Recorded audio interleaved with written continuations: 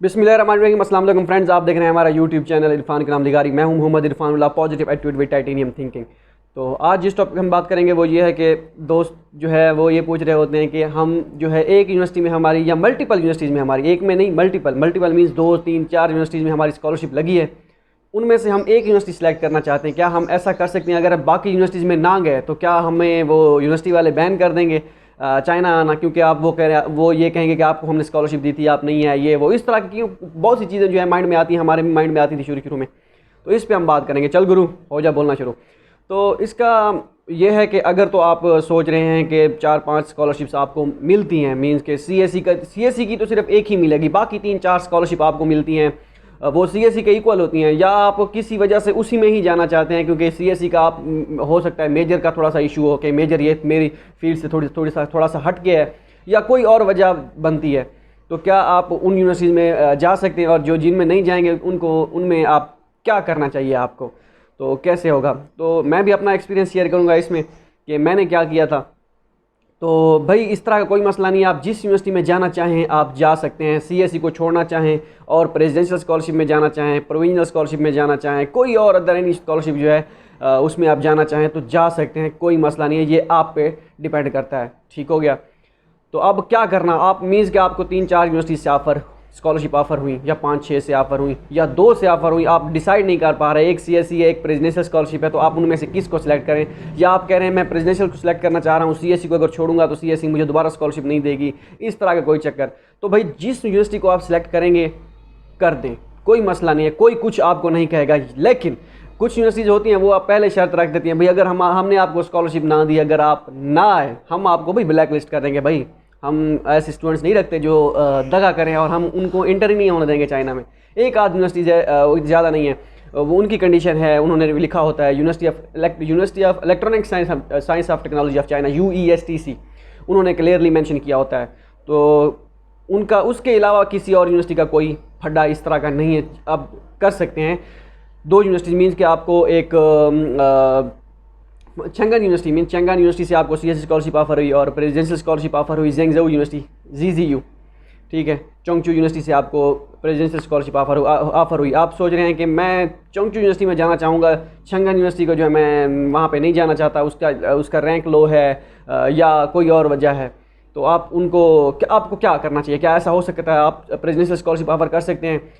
बिल्कुल, मीन्स आप presidential scholarship हासिल कर सकते हैं, तो बिल्कुल आप कर सकते हैं, कोई मसला नहीं है। आपने सिंपली क्या करना है, चंगन यूनिवर्सिटी को करनी है मेल कि भाई मैं आपकी यूनिवर्सिटी में, जब आपको स्कॉलरशिप कंफर्म हो जाए तब, पहले नहीं, उनसे कहें कि भाई मैं नहीं आना चाहता, मैं मीन्स कि मेरी और यूनिवर्सिटी में स्कॉलरशिप हो गई है, मैं उसको प्रेफर करूँगा, आप ये सीट जो है किसी और को दे दें, मैं यहाँ पर नहीं आ सकता, तो ऐसे सीट वेस्ट ना हो जाए। तो कोई मसला नहीं है, इस तरह का कोई इशू नहीं है कि आप उनसे ये कहेंगे कि वो ये कहेंगे हमने आपको सिलेक्ट किया, अब आप आ नहीं रहे, ये है वो है, तो इस तरह की चीज़ें।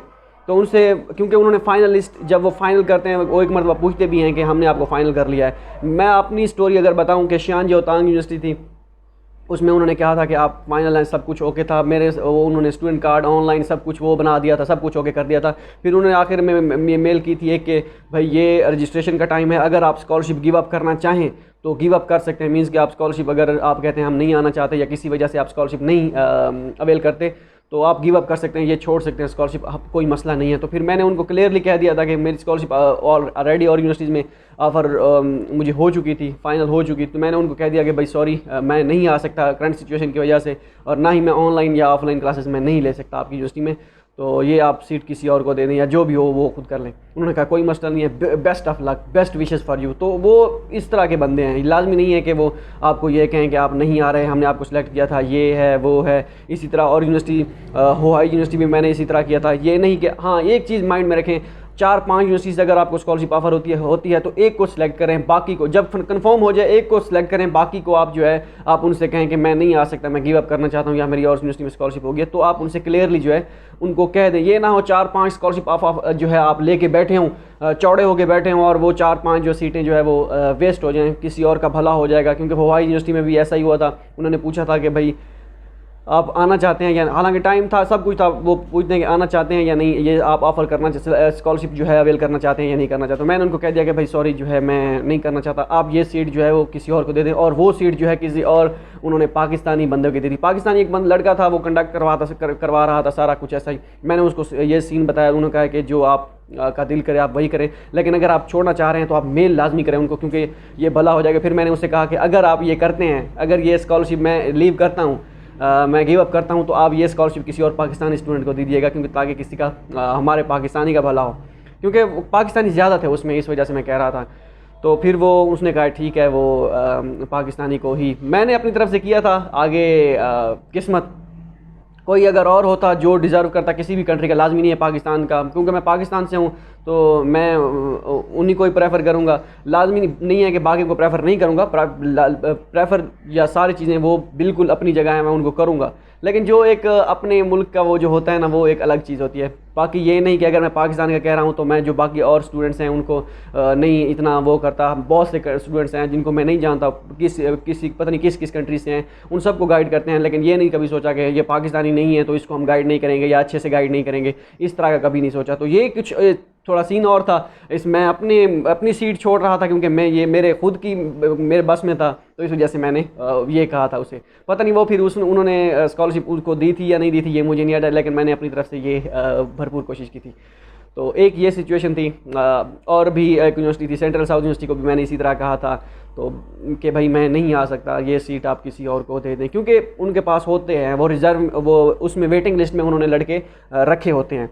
ठीक हो गया, तो इस तरह का कोई मसला नहीं है। तो आप स्कॉलरशिप एक सिलेक्ट करें, कर सकते हैं, जिस मर्जी स्कॉलरशिप को आप अवेल करना चाहें कर सकते हैं, ये आप पे डिपेंड करता है। लेकिन मैं आपको सलाह ये दूंगा कि जिसमें अगर एक में आप जा रहे हैं तो बाकियों को आप छोड़ दें और उनसे कह दें कि ये सीट आप किसी और स्टूडेंट के जो दे दें जो डिज़र्व करता हो। ठीक है, वो पाकिस्तानी हो, कोई भी कंट्री से, किसी भी कंट्री से ताल्लुक़ रखता हो, वो उसका भला हो जाएगा। ये ना हो आप 4-5 सीटें उससे सीटों पे जो है ना चौड़े होके बैठें और वो बाकी शोधे जो है ना, जिसे कहते हैं शोधा बंदा, बाकी वो रह जाएं बेचारे। ठीक हो गया, मिलते हैं अगली वीडियो में, दुआ में याद रखिएगा। अल्लाह हाफ़िज़।